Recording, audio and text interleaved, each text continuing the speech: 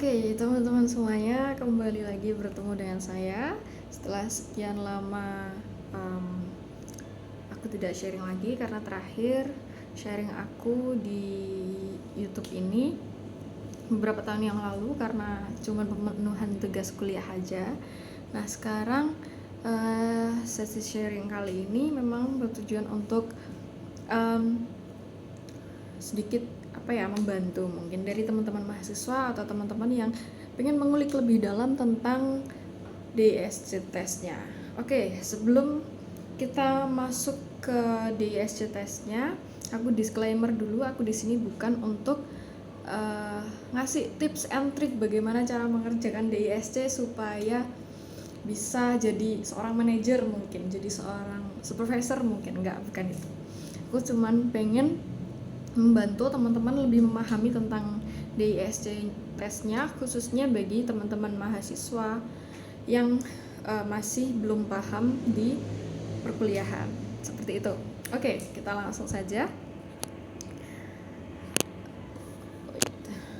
Oke, jadi DISC test ini banyak sekali memberikan keuntungan bagi penggunanya. DISC test ini memiliki 24 pernyataan pernyataan tentang kepribadian. Dan ini biasanya dalam melaksanakan DISC test ini paling efektif dilaksanakan dengan durasi waktu 10 sampai dengan 15 menit aja. Selebihnya DISC test tidak dianggap efektif lebih dari waktu tersebut. Oke. Kalau boleh tahu nih teman-teman, seberapa dalam sih pemahaman teman-teman tentang DISC testnya? Oke, jadi DISC ini penjelasannya adalah tentang tes kepribadian ya, tentang perilaku seseorang yang dilihat dari sisi dominance, influence, steadiness, dan consistenciousness. Oke, ini di sini ada compliance. Oke, sorry, itu kesalahan. Yang benar adalah consistenciousness. Oke, yang pertama kita bahas dulu tentang dominance. Biasanya orang dominan ini bersifat asertif, tegas, dan biasanya mereka cenderung independen atau ambisius gitu ya. Dalam memecahkan masalah, biasanya tipe dominan ini melakukan pendekatan yang aktif dan cepat dalam menyelesaikan masalah.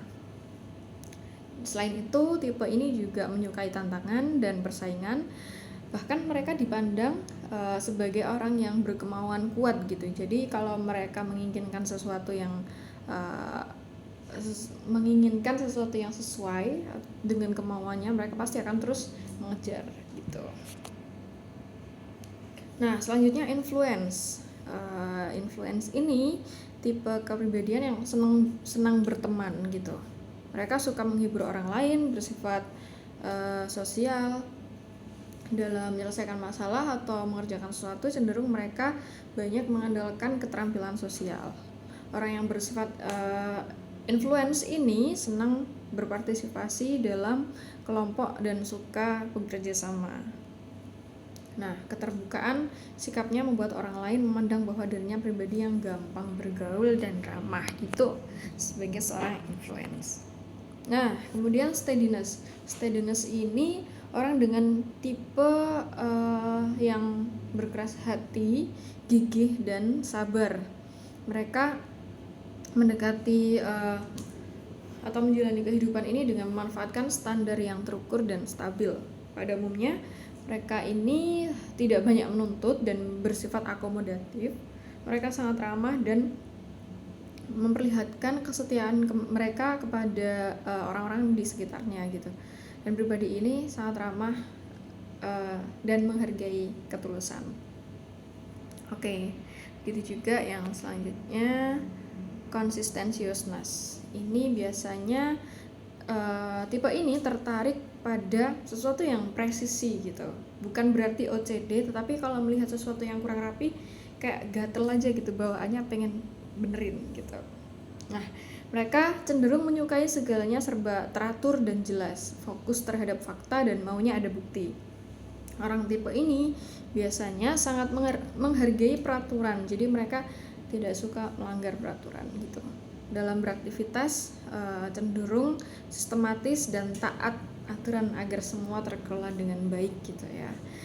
Kemudian problem solvingnya ketika mengatasi konflik di hadapan orang lain gitu, mereka dipandang pasif dan kebanyakan selalu mengalah gitu untuk consistenciousness. Nah, selanjutnya untuk DISC ini ada beberapa macam ya teman-teman. Setahu saya itu ada banyak sekali bentuknya. Nah, biasanya di perusahaan juga beberapa masih pakai DISC test ini, tapi ya balik lagi yang dipakai itu masih banyak sekali bentuknya, tergantung perusahaan tersebut memakai dengan tipe jenis apa. Ada yang cuman memilih pernyataan P dan K di dalam satu kolom yang ada 4 pernyataan tersebut, atau memilih jawaban antara D, I, S dan C gitu. Ada juga yang seperti itu. Nah, kemudian setelah dari berbagai bentuknya DISC tadi, ada juga outputnya. Nah, teman-teman kalau misalkan ada yang sudah pernah pakai toolsnya Excelnya DISC itu pasti sudah tahu gitu ya. Pasti dari ketika sudah mengisi DISC, nah itu ada psikogramnya. Di sampingnya ada hasil psikogramnya, yang mana ada grafiknya di situ sudah terlihat hasil dari tes yang tadi, dan di bawahnya juga ada keterangan tentang seperti apa sih kita itu dalam bekerja, misalnya, atau seperti apa sih karakter kita, misalnya kita adalah seorang yang pendiam atau pasif gitu. Nah, nanti di bawahnya juga dikasih keterangan bahwa orang dengan tipe kepribadian ini cocoknya bekerja di bagian apa gitu. Nah, ini balik lagi ke keterangan yang sudah saya sampaikan di depan tadi. Teman-teman sebenarnya untuk pengerjaan DISC ini nggak perlu yang dihack gitu ya. Dihack dalam arti, wah aku harus tahu nih kunci jawabannya supaya aku lolos dalam tes kerja ini misalnya gitu ya. Nah, sedangkan yang kita harapkan dari DISC tes ini adalah teman-teman mengerjakan sesuai dengan ya memang diri teman-teman aja gitu, supaya hasilnya juga sesuai, dan ketika nanti ditempatkan di sebuah posisi di tempat kerja itu memang sesuai dengan kemampuan, dengan karakter teman-teman seperti itu. Takutnya kalau memang dihack atau pakai kunci jawaban gitu ya, seperti apa sih seorang yang dibutuhkan untuk jadi manajer misalnya, untuk jadi supervisor misalnya di dalam tes DISC ini. Nah, kita nggak harus pakai pedoman kunci jawaban gitu ya, enggak.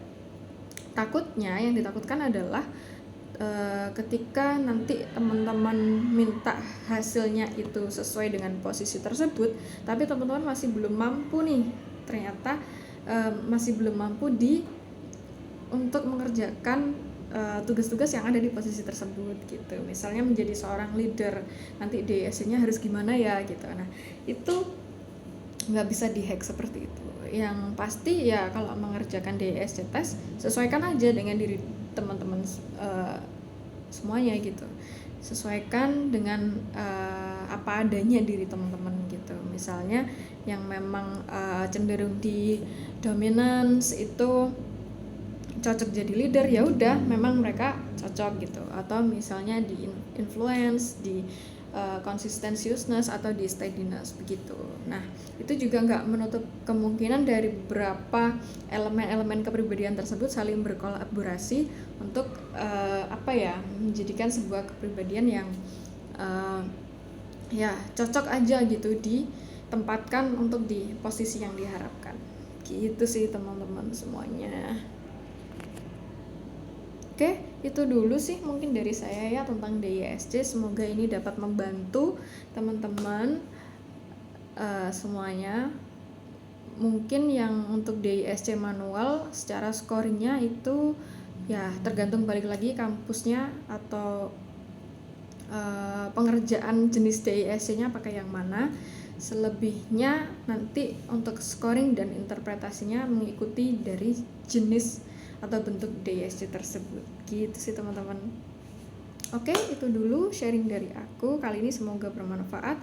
Kalau misalkan ada yang mau ingin ditanyakan silahkan komen di bawah. Dan next kasih ini ya teman-teman, kasih tanggapan bakalan membahas tentang tes apa lagi. Oke, itu dulu dari saya. See you.